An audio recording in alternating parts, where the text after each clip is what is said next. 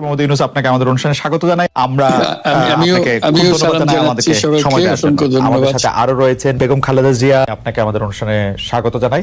আপনি আমাদের সময় দিয়েছেন, সেজন্য আমাদের কৃতজ্ঞতা জানাবেন। আমরা আসলে অনেকগুলি প্রশ্ন আপনাদের দুজনকেই করতে হবে, সেজন্য আমরা একটু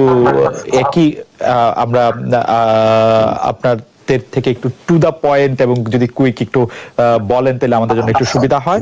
আপনি গণতন্ত্রের পক্ষে লড়াইয়ে শামিল হতে বলছেন, প্রশ্ন কেউ কেউ করছেন, প্রশ্ন উঠছে, আপনি কি এইসব মামলা মোকদ্দমা থেকে মুক্তি পেতে ডক্টর মোহাম্মদ ইউনূস সরকারেরই পরিবর্তন চাইছেন? বিসমিল্লাহির রহমানির রহিম। আসসালামু আলাইকুম। দীর্ঘদিন অসুস্থ থাকার পর আপনাদের সামনে কথা বলতে পারার জন্য আল্লাহর কাছে শুকরিয়া আদায় করছি। আমার কারাবন্দী অবস্থায় আপনারা আমার কারামুক্তি ও রোগ মুক্তির জন্য সংগ্রাম করেছেন, দোয়া করেছেন, সেজন্য আমি আপনাদের সকলকে ধন্যবাদ জানাচ্ছি। দীর্ঘ আন্দোলন সংগ্রাম ও ত্যাগের মধ্য দিয়ে আমরা ফ্যাসিবাদী অবৈধ সরকারের কাছ থেকে মুক্তি পেয়েছি।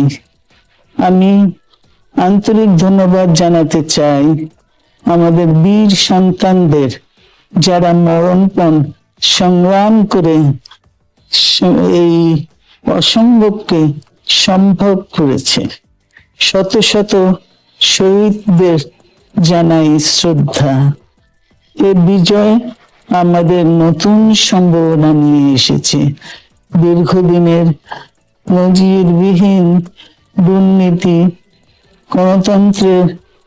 গণতন্ত্রের ধ্বংসের স্তূপের মধ্য থেকে আমাদের নির্মাণ করতে হবে এক সমৃদ্ধ বাংলাদেশ।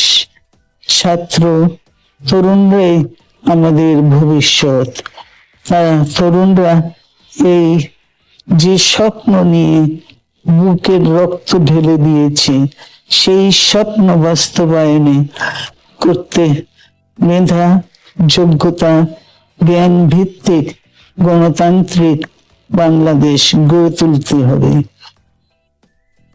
শোষণহীন সমৃদ্ধ বাংলাদেশ, সকল ধর্মের গোত্রের অধিকার নিশ্চিত করতে হবে। শান্তি,